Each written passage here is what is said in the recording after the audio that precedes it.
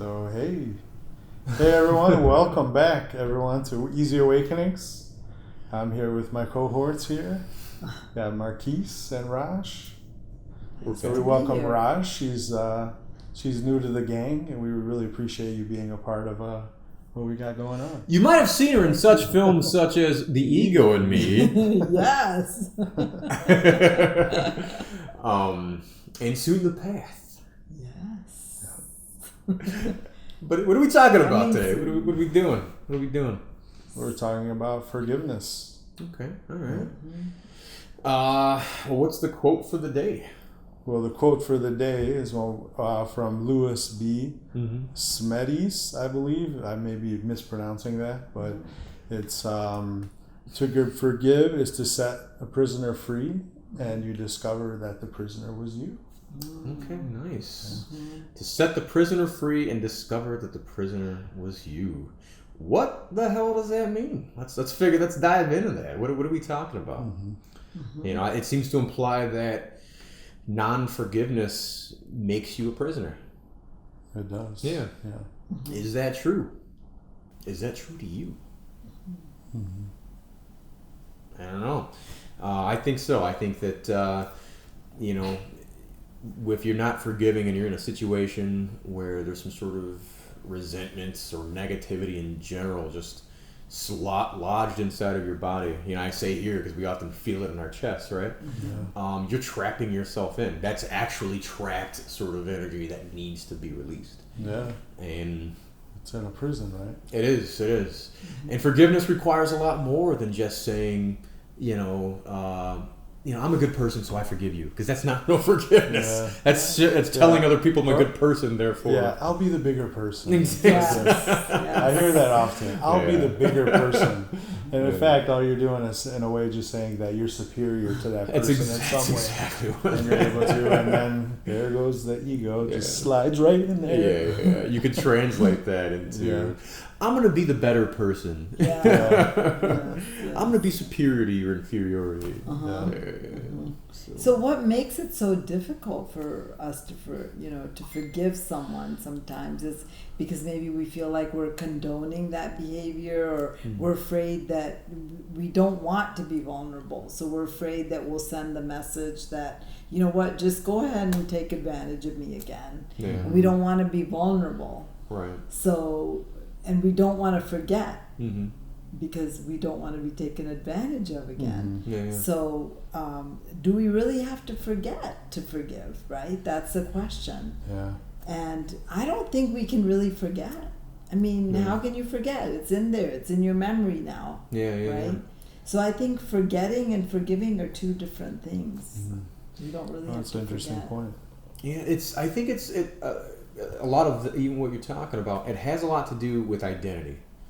We have these identities that are sort of built up and protected by our egos, and by the time you're an adult, your identity has inflated itself so much that its entire job is invested in protecting itself, right? And what tears down the identity?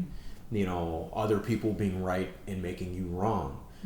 Someone tearing into your beliefs, seeing something that's outside of the boundaries of what you consider to be, I don't know, part of that identity, right? Religion, sports team, even, funny enough.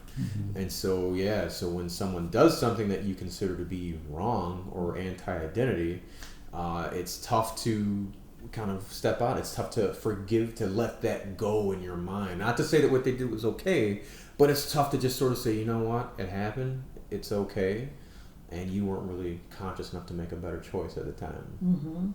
Because then you feel like you're giving them credence almost to be better than you. Yeah, I also see it as it's a way of punishing the other person or whoever caused the transgression. So if you let those feelings go, then they're no longer paying for what they did in a way. So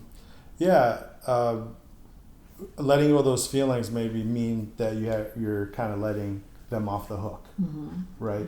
So we live in a society where people are really punished. They're not really rehabilitated, and they're certainly not taught to maybe see the error in their ways. We want to punish them, and then we think that everything will be okay after that. Right. But really, one side is the punisher, the other side is the one being punished, and really both sides are actually suffering. So that whole prisoner part is, you discover it's yourself if you're able to let it go completely. Yeah. And you kind of set that prisoner free, and that person is you. I know. Have you ever seen somebody who's holding a lot of grudges? Oh yeah. Oh, yeah. It's really sad. It emanates from them. It's like a bad stench. Yeah, Yeah. exactly. Yeah. So there's that. There's just that sense that. Maybe they haven't forgiven one person, and then they don't forgive two people, and then over their lifetime, they are just these agitated, grumpy people, right? That just don't trust anybody. Yeah. Yeah. So that's what happens. Yeah, Because our lack of trust is what really creates that being a prisoner. Right. Because if you can't trust anybody, how can you live in the world? Yeah. We have to trust others in some ways, no, right? That's true. Yeah. So those people totally lack the trust. So anytime if we look at ourselves, if we have a hard time trusting other people, we may want to look at ourselves to see if who we have not forgiven in our past. I think if you're someone who can say I have a hard time trusting other people, there's some serious inner work that needs to be done. Exactly. And that's not to say that you're a bad person or you're screwed up, but there's just a lot of things that you're holding on to that have a lot more to do with you than what someone else is actually doing. Because there are screwed up people in the world. There are people that will do bad things to other people, and people can innocently fall victim to it.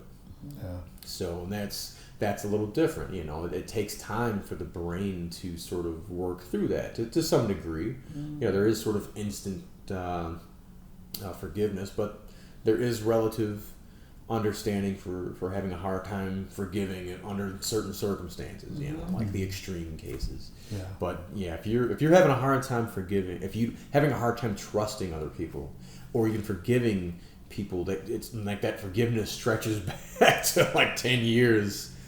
There's something else going on. Exactly. You're telling the same stories day in and day out, Yeah, I knew somebody really well that said to me, I wonder why I haven't alienated you, because I've alienated everyone else in my life. And then what actually happened is there was something that I did, according to that person, and that was it. Yeah. That was it for our relationship. Oh. It had to immediately be cut off, but Yeah. he finally found the reason why, that they decided to alienate me. Oh, okay. Yeah. Okay. So Yeah. family, their children and their friends in their lives and they think that they're protecting themselves by doing that. Yeah. But who among us can say that there isn't, probably just about everyone in our lives are probably disappointed us at some point, right? Oh, yeah. Yeah. Yes. But does that mean you have to cut them out? Not necessarily. Some you may. Right. Some are just very destructive people that they're self-destructive, and that they have to just do that and smash things along the way. Yeah. And those people sometimes you have to let go. You're doing yourself a favor by doing that. That's true. Yeah. But just somebody that made a mistake, and even if they don't admit to it, it may be okay to let that go and work on yourself. Oh, yeah. And then as well, even with the destructive people, because sometimes it's not as obvious, right? Destructive behavior comes in many forms. Sure. It's toxic almost, right? Sometimes the best thing to do, almost with everybody, is to let everybody go. The ones who sort of vibe on the right level, they're there. They come back to Yeah. It's like you're like, okay, well, you do your thing, I do mine. But for people that need to be carried along, that could be a bit of a toxic sort of thing. But that's slightly different from forgiveness, but Right. but it can fall into that. Right. Yeah. And it gets back to that being a prisoner. Exactly. Do you feel like a prisoner in your life? Like, do you feel limited? Yeah. Do you feel like you're at the mercy of other people's moods and Yeah. the way they're going to treat you? Are you really a prisoner by waiting for somebody's approval, Mm-hmm. Mm-hmm. right? Yeah. For somebody to like you Yeah. Mhm. or Yeah. tell you you're okay? Yeah. I mean, that's what being a prisoner looks like. Yeah. And I guess 'cause we're about out of time, but I would say that that's a good topic we'll talk about next time. Yeah. How to deal with toxic relationships. Yes. Does that sound good? Sounds good. I like that Love one. it. I like that Yes. one. Yes. All right. Well, thanks Thank for you. joining us, guys. Well, you go ahead. You started us, lead us out of here. Well, thanks for joining us, everyone. Be sure to check us out on, of course, the rest of the videos on our channel, but also on Facebook, Easy Awakenings, or Instagram, Easy Awakening 1. That's right. And check out Raj's Wisdom First projects and enigma.com. www.enigma.com. You can also check out our website at easyawakenings.com. That's E, the letter E, the letter Z, awakenings.com. You'll find some awesome stuff. Check out our documentary. Check out our podcast.